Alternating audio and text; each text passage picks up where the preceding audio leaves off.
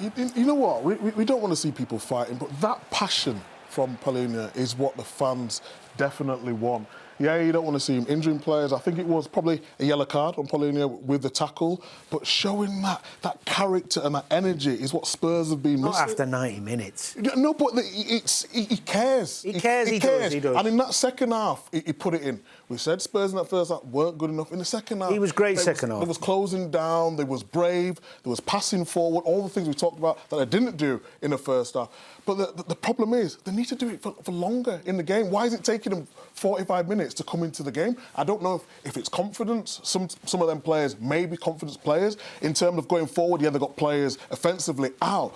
But you want to see that from the start because they believe in the manager. You won't give a performance like that in the second half if you didn't believe in him. Yeah, I agree with that. I don't think they're not playing for the manager, but you can't judge a team when they're 2-0 down. Because all players can play free when they're 2-0 down. Because what happens is the team that's 2-0 up defends a bit more, plays a bit more cautious, and allows you to have the ball. So you get on the ball and you can take risks because the crowd's already gone anyway in terms of supporting you. Then if you might get a goal, all of a sudden you might be OK. But the hardest thing to do under pressure in a big stadium when your home fans are disgruntled is get on the ball, take risks, play. First half was tepid. It was fearful. But what was the reason for that? You've played... I asked the question before. It's a lack of belief and confidence in themselves. But you've been a player, so sometimes you don't want to take that risk. You don't want to do the extra pass. We did the stats about them not playing through the lines, defence breaking, passes and all that. At the moment, in the first half, they was playing safe, wasn't Then they need better players, don't they? Well, they've got players out. And they have. That's fair. We talked about that. They've got about 10 first-team players out, and there are first-team squad members out at the moment through various reasons. A couple of them off at the Africa Cup of Nations as well.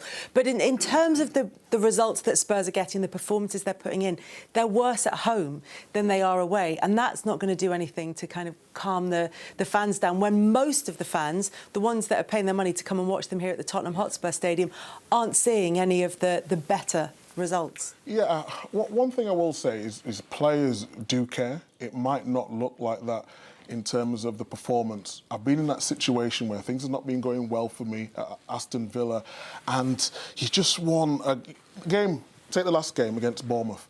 They played well in that game. OK, Semenyo scores a last-minute winner, and then it just knocks your confidence. And then you come onto the field actually thinking, can I do this? Do I believe enough in myself to play that pass, to score that goal? And that's why I give him a little bit of credit, because Dan's completely right. It's easy to play when you're 2-0 down, but then you've still got to show it as well that you can do it. So they're the positive signs I see from this Spurs side going forward.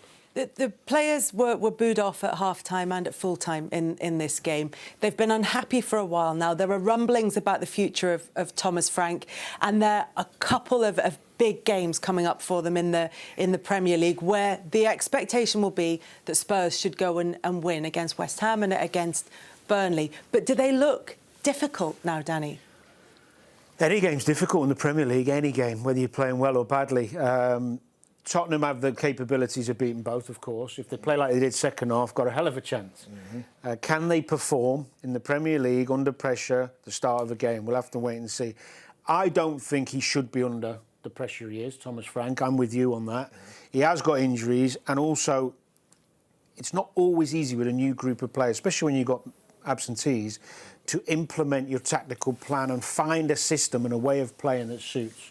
Because more recently, when they were losing games, he had to try and find a way to stop losing and be more pragmatic. Maybe at the end of the season, we'll have more of a fair judgment on him when he's got some players back and we can see an identity. That today was chalk and cheese from first half to second, and that's been a bit like their season. But just lastly on that, I think you have to get the fans on side. You know, when you talk about Spurs, they play attacking, attractive football. Yes, you might not be getting results. I think the fans want to see a plan, and Dan's completely right.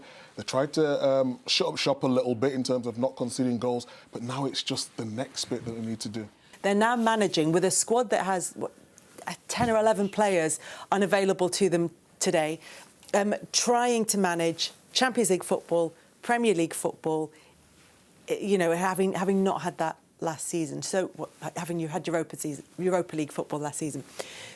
Is that an issue, do you think, for Thomas Frank? Because the reason I ask is because he's a man who's had many admirers in the past, certainly at his time as Brentford, and wasn't seen as a bad appointment by Tottenham at all, certainly from outside the club.